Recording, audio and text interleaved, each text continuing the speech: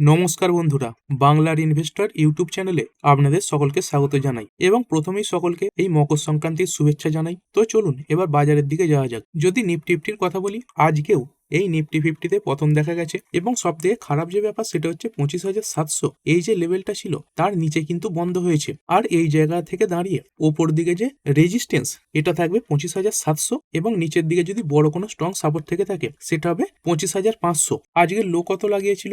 এই 25,603-এর লো লাগিয়েছিল এবং আজকের যে হাই সেটা হচ্ছে 25,791.75। আর মার্কেট যে আজকে এরকম প্রেসারই থাকবে বা নিউট্রাল পারফরমেন্স করতে পারে তার সংকেত গতকালই পাওয়া যাচ্ছিল। যদি গতকালের এফআইআই এবং ডিআইআই ডেটা দেখি, গতকালে দেখতে পেয়েছিলেন এই যে এফআইআই এরা যতটা বিক্রি করেছিল তার তুলনায় এই ডিআইআই এদের যে কেনার পরিমাণ সেটা কিন্তু কম ছিল। আর যে এফআইআই শুধুমাত্র ক্যাশ মার্কেটে বিক্রি করেছে সেরকমটাই নয়। যদি এই ফিউচার অ্যান্ড অপশন মার্কেটের কথা বলি, এই ইন্ডেক্স ফিউচারে দেখতে পাচ্ছেন এই 705 কোটির সেলিং হয়েছিল এবং স্টক ফিউচারেও 2279 কোটির সেলিং হয়েছিল। সব জায়গা থেকেই এফআইআইদের কিন্তু সেলিং দেখা গিয়েছিল এবং তারই সঙ্গে সঙ্গে আমেরিকার যে মার্কেট ডাউ জোন্স এখানেও প্রায় 0.25% কাছাকাছি পতন দেখা গিয়েছিল।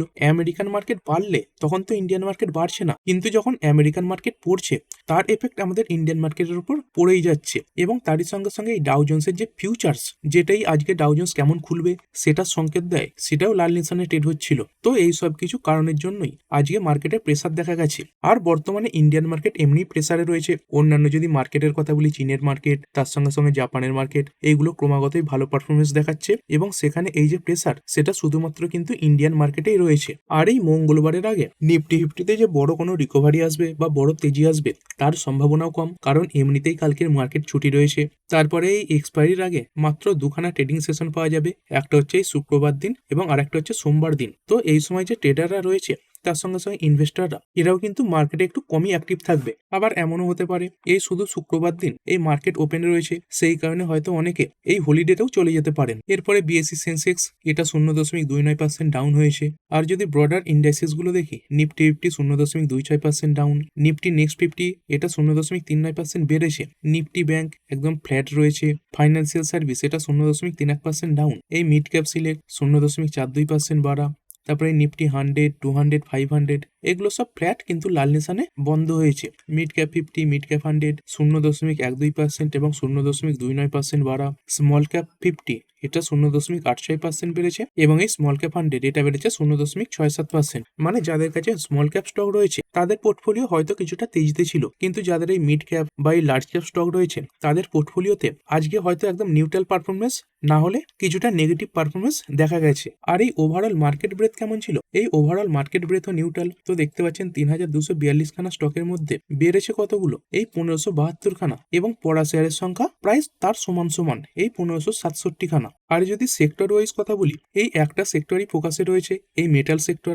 এটাই আজকে টপ গেনার। এই মানে সেক্টরের দিক থেকে 2.70% বেড়েছে। তারপরে এই নিফটি পিএসইউ ব্যাংক এটা 2.13% বেড়েছে এবং বাকি বেশিরভাগ সেক্টরই লাল নিশানে বন্ধ হয়েছে। যদি অটোর কথা বলি 0.69% ডাউন, ফাইন্যান্সিয়াল সার্ভিস এটাও 0.5% পড়েছে, এফএমসিজি এটাও ডাউন, নিফটি আইটি পড়ে গেছে 1%-এর ওপরে। এই মিডিয়া একদম ফ্ল্যাট বলতে পারেন, ফার্মাও সামান্য ডাউন হয়েছে, প্রাইভেট ব্যাংক, নিফটি রিয়েলটি এইগুলো সবই কিছুটা কিছুটা লাল নিশানেই বন্ধ হয়েছে। এই যে বেস মেটাল রয়েছে সেখানে তেজি দেখা যাচ্ছে, তার সঙ্গে সঙ্গে এই মেটাল সেক্টরে থাকা যে কোম্পানিগুলো রয়েছে সেগুলোও বাড়ছে। সেসব কারণে এই যে মেটাল ইন্ডেক্স এটা টপে রয়েছে এবং এই পিএসইউ ব্যাংক, সরকারি কিছু ব্যাংক তাদের নাম্বার পেশ করছে এবং নাম্বারগুলো ভালোর দিকেই আসছে, সেই সব কারণে পিএসইউ ব্যাংক এটাও কিন্তু ভালো পারফর্ম করছে। যদি এই নিফটি মেটালের কথা বলি, এই 2.70% বেড়ে গেছে আর এটাকে বাড়ানোর পেছনে কিছু কোম্পানির হাত রয়েছে। তার আগে যদি এই সিলভারের প্রাইস দেখি, দেখতে পাচ্ছেন আজকের দিনে এই 2,90,000 এটাকে টপকে গেছে, এই 15,000, 16,000 করে এক এক দিনে বাড়ছে। এই আজকে 5.53% বেড়ে গেছে। এক সময় যদি দেখেন প্রায় 2,91,000 পর্যন্ত পৌঁছে গিয়েছিল। আর যদি একটু লম্বা চার্ট দেখি, এই ডিসেম্বর মাসের মাঝামাঝি সময় করে দেখতে পাচ্ছেন এই যে সিলভার এটাই 2 লাখের কাছাকাছি চলছিল, আর তারপরে মাত্র এক মাসের মধ্যে এই যে সিলভার সেখান থেকে প্রায় কিন্তু 1 লাখ টাকা বেড়ে গেছে। আর এই সময় অনেকে এই ফোমোর চক্করে পড়ে এই সিলভারে নিবেশ করে বসছে, তার সঙ্গে যে ইটিএফ রয়েছে তাতেও নিবেশ করে বসছে এবং তারপরে এই যে তেজি সেটা কিন্তু আরো বেশি বেড়ে যাচ্ছে। মানে সরাসরি ভাবে বলতে চাই, এই সময় সময় সিলভার এইখানে একেবারে যদি লামসাম করে দেন সেটা কিন্তু খুব বড় একটা রিস্কের কারণ হয়ে দাঁড়াবে। যদি খুবই ইন্টারেস্ট হয় তাহলে সিপের মতো করতে পারেন, মানে ধরুন আপনার একটা বড় অ্যামাউন্ট লাগাবার ইচ্ছা আছে, তার মধ্যে কিছু কিছু লাগাতে পারেন, কিন্তু একবারে কখনোই লাগানো উচিত নয়। কারণ যদি ধরুন এইখান থেকে অনেকটা পড়ে গেল, আবার 2 লাখে চলে এলো, 1.5 লাখে চলে এলো, তখন কিন্তু আর অ্যাভারেজ করার মতো টাকাটাও আপনার কাছে থাকবে না। এবং যদি গোল্ড সিলভার রেশিওর কথা বলি, দেখতে পাচ্ছেন যেটা মোটামুটি এই 100-র কাছাকাছি থাকা ভালো, সেটা 50-এর কাছাকাছি নেমে চলে এসেছে। এই গোল্ড সিলভার রেশিও এটা কি বোঝায়, যে 1 গ্রাম গোল্ড কিনতে গেলে কত গ্রাম সিলভার লাগবে। তো যদি একটু লম্বা চার্ট দেখে দেখতে পাচ্ছেন আগে এই রেশিও এটা কতর কাছাকাছি ছিল, এই 100-র কাছাকাছি ছিল। মানে কি এই সময় 1 গ্রাম সোনা কিনতে গেলে এই 100 গ্রামের মতো সিলভার লাগতো, কিন্তু বর্তমানে এই 1 গ্রাম সোনা কিনতে গেলে মাত্র 50 গ্রাম সিলভার লাগছে। মানে তুলনামূলকভাবে এই সোনার তুলনায় যে সিলভার তার ভ্যালুয়েশন অনেকটাই হাই হয়ে গেছে, এবং যে কোনো সময় এই যে সিলভার সেখানে বড় কারেকশনও কিন্তু আসতে পারে। তারপরে যদি গোল্ডের কথা বলি, এই গোল্ড ফিউচার এখানে কিন্তু সেরকম বাড়বাড়ন্ত দেখা যাচ্ছে না। যদি কথা বলি এই দীপাবলির সময় করি, এই যে গোল্ড সেটাই 1,33,000, 1,34,000 এরকম জায়গাতে ছিল, সেখান থেকে খুব বেশি কিন্তু বাড়েনি যেভাবে এই সিলভার বাড়ছে। এরপরে স্টক স্পেসিফিক এই বেদান্ত লিমিটেড প্রায় 6%-এর কাছাকাছি তেজি দেখিয়ে দিয়েছে। আর এই বেদান্ত লিমিটেড এত বাড়ার পেছনে কারণ কি, এইখানে দেখতে পাচ্ছেন Vedanta share jump 6% to record high after Nuvama raises target price to 806। এই যে নুভামা নামে ব্রোকারটা রয়েছে তারা এই কোম্পানির যে টার্গেট প্রাইস সেটা বাড়িয়ে দিয়েছে। কত টার্গেট দিয়েছে, 806-এর। আর এর আগের দিনের ক্লোজিং প্রাইস কত ছিল, 637। তো এই 637 থেকে 806-এর টার্গেট দেওয়ার পরে আজকে এত বড় জাম্প কিন্তু দেখা গেছে।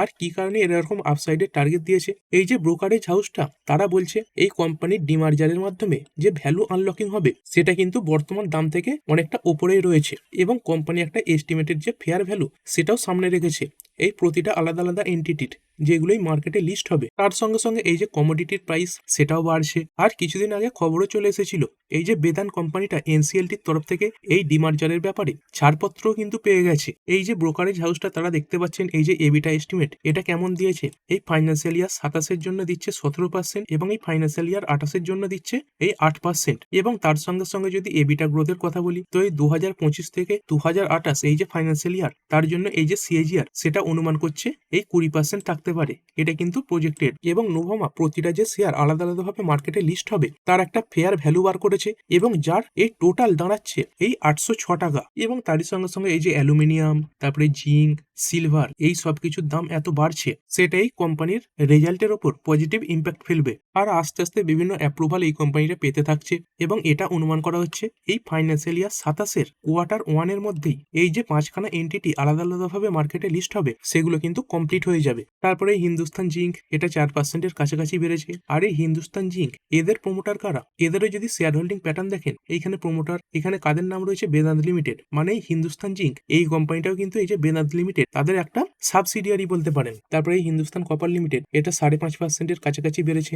এটা কিন্তু গভর্নমেন্ট ব্যাক একটি কোম্পানি, মানে এর যে কন্ট্রোল সেটা গভর্নমেন্টের কাছেই রয়েছে। তারপরে এই দুটো একই সেক্টরে কাজ করা কোম্পানি গ্রাফাইট ইন্ডিয়া, তারপরে এই যে এইচইজি লিমিটেড এইগুলো বেড়েছে। গ্রাফাইট বেড়েছে 5.49%, এবং এই এইচইজি লিমিটেড এটাও প্রায় 2.5%-এর কাছাকাছি বেড়েছে। তারপরে একটি কোম্পানি এমএমটিসি লিমিটেড, এটাও একটা ছোট সাইজের কোম্পানি, 10,000 কোটি মার্কেট ক্যাপ রয়েছে। আর এখানে অল্প দাম দেখে অনেকে কিন্তু এই স্টকে ঢুকেও যান। আর এই কোম্পানি কি কাজ করে থাকে, এই কোম্পানিও এই যে প্রিসিয়াস মেটাল রয়েছে গোল্ড, সিলভার এই সংক্রান্ত কাজ করে থাকে, এবং তার সঙ্গে সঙ্গে আরো অন্যান্য যে মেটাল রয়েছে সেই ক্ষেত্রেও কাজ করে থাকে। এইখানে যদি কোম্পানির ব্যবসা দেখি দেখতে পাচ্ছেন কি করে থাকে, export and import of essential minerals and metals, এবং যার মধ্যে এই যে প্রিসিয়াস মেটাল এটাও কিন্তু দেখতে পাবেন। আর এই প্রিসিয়াস মেটালের দাম বাড়ছে, এই যে বুলিয়ন রয়েছে মানে এই যে বার্ড রয়েছে তার দাম বাড়ছে, সেসব কারণে এই এমএমটিসি এই স্টকটাও বেড়েছে। আর যদি পড়া শেয়ারের কথা বলি, পড়া শেয়ারে কিছু কিছু কোম্পানি রয়েছে, যেমন এই গোডিজিট 3.11% ডাউন হয়েছে। তারপরে কল্যাণ জুয়েলার্স এটা পড়েছে 2.94%। আর অনেকে বলবেন এই সোনার দাম বাড়ছে, তাহলে কল্যাণ জুয়েলার্স এরা কেন পড়ে যাচ্ছে। দেখুন সোনা এই জিনিসটা হচ্ছে এই কল্যাণ জুয়েলার্স এদের মতো কোম্পানিগুলোর জন্য কাঁচা মাল, তো এই র মেটেরিয়ালের দাম বাড়ছে, সেই কারণে কিন্তু এই কোম্পানিটার উপর প্রেসার পড়বে। এবং সেখানে যদি আরো একটা কোম্পানি বলি, যেমন টাটা গ্রুপের টাইটান রয়েছে, সেখানে একটা আলাদা বিশ্বস্ততা রয়েছে, এবং সেই কারণে এই দাম ওঠা পড়াতে এই টাইটান শেয়ারের উপর কিন্তু কোনো নেগেটিভ ইম্প্যাক্ট সেভাবে পড়ে না। তারপরে টাটা এলেক্সি গতকাল নাম্বার এসেছিল, তারপরে 5.49% ডাউন হয়েছে। নাম্বারের যদি কথা বলি মোটামুটি ঠিকঠাকই ছিল, এবিটা ইয়ারলি সামান্য ডাউন ডাউন হয়েছিল 10%। কিন্তু যদি নেট প্রফিটের কথা বলি, যেটা দেখতে পাচ্ছেন এই 20% ডাউন হয়ে গেছে। এর মধ্যে কিছু এক্সেপশনাল আইটেম ছিল। নিউ লেবার কোডের আন্ডারে কোম্পানির কিছু অতিরিক্ত খরচা হয়েছিল, তার কারণে কিন্তু নেট প্রফিট পড়েছিল। তার সঙ্গে সঙ্গে কিছু ব্রোকার বিআরডি কলও কিন্তু দিয়েছে। এখানে দেখতে পাচ্ছেন এই যে মতিলাল ওসওয়াল, তারা কি বলছে, সিজ ডাউন সাইড অন ভ্যালুয়েশন, মানে ভ্যালুয়েশন নিয়ে একটু চিন্তা এরা প্রকাশ করেছে। এই যে মতিলাল ওসওয়াল এরা কত টার্গেট দিচ্ছে, 4700 টার্গেট দিচ্ছে। বর্তমানে দাম কত, 5475 রয়েছে, মানে এইখান থেকেও প্রায় 1000 টাকা নিচের টার্গেট দিচ্ছে। আর যেটা এর আগের দিনের যে ক্লোজিং প্রাইস ছিল 5793, এইখান থেকে যদি দেখেন তাহলে কিন্তু 19% নিচে। আর এই রেটিংটা কি, সেল রেটিং। এবং বলছে এই যে ভ্যালুয়েশন সেটা এক্সপেন্সিভ রয়েছে। এই 1 ইয়ার যে ফরওয়ার্ড পি, এটা কত রয়েছে, 43 গুণ। তো এই পি রেশিওর হিসাবে এই কোম্পানিটা কিন্তু ওভার ভ্যালুড। মানে এই পি রেশিওতে একটা কোম্পানির যেরকম প্রফিট করা দরকার, তার সঙ্গে সঙ্গে গ্রোথ দেখানো দরকার, সেটা কিন্তু দেখাতে পারছে না। এবং তারই সঙ্গে সঙ্গে জেপি মর্গান এরা এই নিউট্রাল রেটিং দিয়েছে, এবং এরা যে টার্গেট প্রাইস দিয়েছে 5100, সেটাও কিন্তু কারেন্ট লেভেল থেকে নিচে। তবে কোম্পানির যে ম্যানেজমেন্ট, তারা তাদের কোম্পানির প্রতি পজিটিভ রয়েছে। দেখতে পাচ্ছেন remains optimistic about delivering incremental growth in the fourth quarter and sees further margin upside driven by initiative to improve utilisation and operational efficiency. কোম্পানির যে ম্যানেজমেন্ট, তারা কিন্তু বলছে চতুর্থ কোয়ার্টার থেকে তাদের এই যে গ্রোথ, সেটা আরো ভালো থাকবে। এরপরে আইএফসিআই লিমিটেড 2.95% ডাউন হয়েছে। এরপরে যদি কথা বলি, দেখতে পাচ্ছেন এই যে কোটাক মাহিন্দ্রা ব্যাংক প্রায় 80%-এর কাছাকাছি ক্র্যাশ দেখাচ্ছে। কিন্তু যদি অ্যাকচুয়ালি দেখেন, স্টকটা আজকে 1.48% ডাউন। তো কি কারণে এরকম 80% ক্র্যাশ দেখাচ্ছে? এর আগেও বলেছি, যখন এরকম বড় বড় ক্র্যাশ আমাদের ইন্ডিয়ান মার্কেটে দেখবেন, তাহলে প্রথমেই যে কর্পোরেট অ্যাকশন, সেটা দেখবেন। তো এখানে কর্পোরেট অ্যাকশন খুলে নিয়েছি। দেখতে পাচ্ছেন এই যে 14 জানুয়ারি, মানে আজকের ডেটটাই কি হিসাবে ছিল, এই স্টক স্প্লিট ছিল ফ্রম রেজ 5 টু রেজ 1। তো এই ফেস ভ্যালু যেটা 5 ছিল, সেটা কমিয়ে 1 করা হয়েছে, মানে স্টকটা স্প্লিট হয়েছে, 5 ভাগে ভাগ হয়েছে। সেই কারণে দেখতে পাবেন এই যে স্টক, এটা এত নিচের দিকে দেখাচ্ছে। এবং যদি আপনার পোর্টফোলিওতে এই শেয়ারটা থেকে থাকে, তাহলে কিছু ট্রেডিং সেশনের মধ্যে বাকি যে 4টে করে শেয়ার থাকবে একটা শেয়ার পিছু, সেগুলো ক্রেডিট হয়ে যাবে। তারপরে আরো একটা কোম্পানি দেখতে পাচ্ছেন, এই Azmira realty and infra India limited, এখানেও 81%-এর কাছাকাছি ক্র্যাশ দেখাচ্ছে। এখানে কি হয়েছে, এখানেও সেই সেম জিনিস হয়েছে, স্টক স্প্লিট হয়েছে। এই 10-এর ফেস ভ্যালু, এটা 5 ভাগে ভাগ হয়েছে রেস 2। এখানেও স্টকটা 5 ভাগে ভাগ হয়ে গেছে। আর আমাদের ইন্ডিয়ান মার্কেটে সাধারণত এত বড় পতন দেখা যায় না। আমেরিকান মার্কেট হলে ঠিক আছে, সেখানে এর থেকেও বড় বড় পতন কিন্তু এক একদিনে আসতে পারে। আর আমাদের ইন্ডিয়ান মার্কেটে সার্কিল লেগে যাবে। এফএনও যদি স্টক না হয়, তাহলে অটোমেটিক সার্কিল লাগে। এবং এফএনও স্টক হলেও এত বড় পতন কিন্তু আসে না, ধাপে ধাপে আসে। এই 10%-এর ধরুন সার্কিল লাগবে, তারপরে আবার 10%-এর সার্কিল লাগবে, তারপরে মাঝখানে কিছুক্ষণ গ্যাপ থাকবে, এভাবে লাগে। তো যখনই এরকম কোনো বড় পতন দেখবেন, একবার যে কোনো নিউজে সার্চ করে নেবেন যে কোম্পানিটার কি হয়েছে। তো সেটা কিন্তু পরিষ্কারভাবে বুঝে যাবেন। এরপরে যদি কোয়ার্টার 3 রেজাল্টের কথা বলি, গতকাল নাম্বার পেশ করা company just dial limited 2.11% down হয়েছে। কোম্পানির যে কোয়ার্টার 3 প্রফিট, এটা ইয়ার অন ইয়ার 10% পড়ে গিয়েছিল। কিসের জন্য? এই ওয়ান টাইম এক্সেপশনাল এক্সপেন্সেস, ওই নিউ লেবার কোডের কারণেই। তারপরে এই 5 পয়সা ক্যাপিটাল শুরুতে লাল নিশানে ওপেন হয়েছিল, কিন্তু তারপরে বড় রিকভারি এসে যায়। এই 2 ধাপে বেড়ে গেছে, দেখতে পাচ্ছেন প্রায় 6% বেড়েছে। তবে এই কোম্পানিরও নাম্বার খুব একটা ভালো ছিল না। কোম্পানির এই রেভিনিউ দেখতে পাচ্ছেন, এই 85.26 কোটি থেকে পড়ে হয়েছে 79.27 কোটি, যেটা 7% ডাউন হয়েছিল। এবার চলুন আজকের কিছু কোম্পানি দেখে নিই। তো প্রথমেই এই যে গ্রো বা billion brains garage ventures limited, এর নাম্বার দেখে নেব। এই নাম্বার আসার পরে দেখতে পাচ্ছেন স্টক হঠাৎ করে পড়ে গিয়েছিল, এবং তারপরে রিকভারিও আসে। কেমন এলো নাম্বার? এইখানে দেখতে পাচ্ছেন সেলস, এটা তো বেড়েছে, ইয়ারলি এবং কোয়ার্টারলি দুটো জায়গাতেই বাড়া। এটা ডিসেম্বর কোয়ার্টারের ডেটা, এটাও ডিসেম্বর কোয়ার্টারের ডেটা, আর এইটা হচ্ছে এর আগের কোয়ার্টারের ডেটা। এই 975 থেকে বেড়ে হয়েছে 1216, কোয়ার্টারলিও বেশি এসেছে। তারপরে অপারেটিং প্রফিট, এটা কিন্তু কমে গেছে। এইখানে দেখছেন খরচা মাইনাসে হয়েছিল, আর এবারে খরচাটা বেশিই রয়েছে। সেই কারণে কিন্তু দেখতে পাবেন এই যে অপারেটিং প্রফিট, এটা পড়েছে। তবে এইখানে যে খরচা কম, এটা কিন্তু এককালীন, দেখতে পাচ্ছেন একবারই কিন্তু এই যে এক্সপেন্সেস, সেটা এত কম হয়েছে। এমনি যে নর্মাল খরচ, সেটা কিন্তু এই 575, 400 এরকম ঘরেই থাকে। এবং সেই কারণে এর আগের বছর সেম কোয়ার্টারে এই যে অপারেটিং প্রফিট, এটা বেশি হয়েছিল। এখানে ইয়ারলি অনেকটাই ডাউন দেখতে পাচ্ছেন, কিন্তু কোয়ার্টারলি ইমপ্রুভ হয়েছে। আর যদি নেট প্রফিটের কথা বলি, এটার সঙ্গে তো তুলনা করতে গেলে হবে না, এই কোয়ার্টারটায় কোনো খরচাই ছিল না। যদি এটার সঙ্গে তুলনা করেন তাহলে পড়েছে, কিন্তু কোয়ার্টারলি কোম্পানির যে নাম্বার, সেটা ইমপ্রুভ হয়েছে। তো বলতে পারেন মোটামুটি নাম্বার ভালোর দিকেই এসেছে। তারপরে এই union bank of India limited 7.71% বেড়ে গেছে। এবং বর্তমান সময়ে মার্কেটের যে সার্কেল চলছে, সেই হিসাবে আগামী 1.5 থেকে 2 বছর এই ব্যাংকিং সেক্টরে থাকা কোম্পানিগুলো কোম্পানিগুলো ভালো পারফর্ম কিন্তু করতে পারে। এই সময় এই ব্যাংকিং সেক্টরের যে স্টকগুলো রয়েছে সেইগুলোকে অবশ্যই ফোকাসে রাখবেন। দেখতে পাচ্ছেন নাম্বার আসার পরেই প্রায় 8%-এর কাছাকাছি বেড়ে গেছে।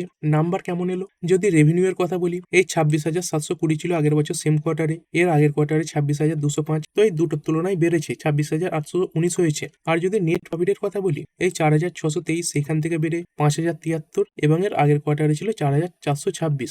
দুটো জায়গাতেই কোম্পানির নাম্বার ভালো। এবং তারই সঙ্গে সঙ্গে যদি এনপিএ এর কথা বলি, কোম্পানির এই এনপিএ এটা কত এসেছে?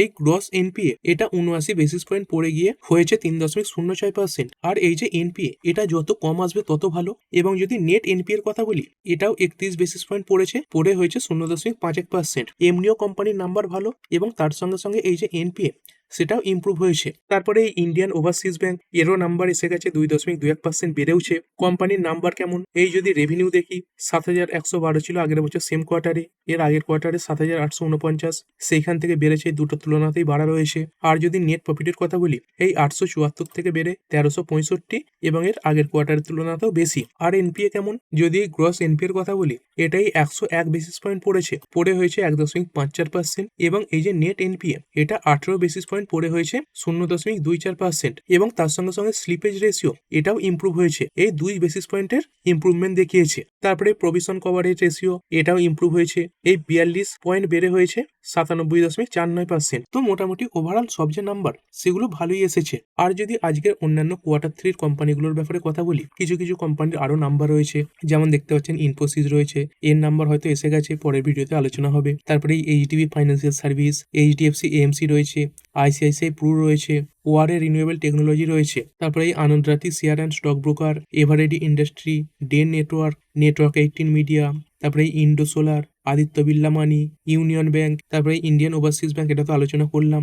ম্যাঙ্গালোর রিফাইনারি রয়েছে, এরও নাম্বার সম্ভবত এসে গেছে, মার্কেট চলাকালীন বড় মুভও এসেছিল উপর দিকে। তো এরকম কিছু কোম্পানি তার নাম্বার পেশ করবে। আর ভিডিও শেষে ছিল নিফটি একবার দেখে নিই। তো আজকে 23টা কোম্পানি পজিটিভে বন্ধ হয়েছে এবং 27খানা কোম্পানি নেগেটিভে বন্ধ হয়েছে। আর এদের মধ্যে কোনগুলো পজিটিভে এবং কোনগুলো নেগেটিভে বন্ধ হলো, যদি গেনারের কথা বলি, এই টাটা স্টিল রয়েছে 3.78% বেড়েছে। তারপরে এই এনটিপিসি 3.28%, অ্যাক্সিস ব্যাংক বেড়েছে 2.93%, হিন্ডালকো 2%-এর ওপরে বাড়া, ওএনজিসি এটাও প্রায় 2.25%-এর কাছাকাছি বেড়েছে। আর এই টপ লুজার কোনগুলো?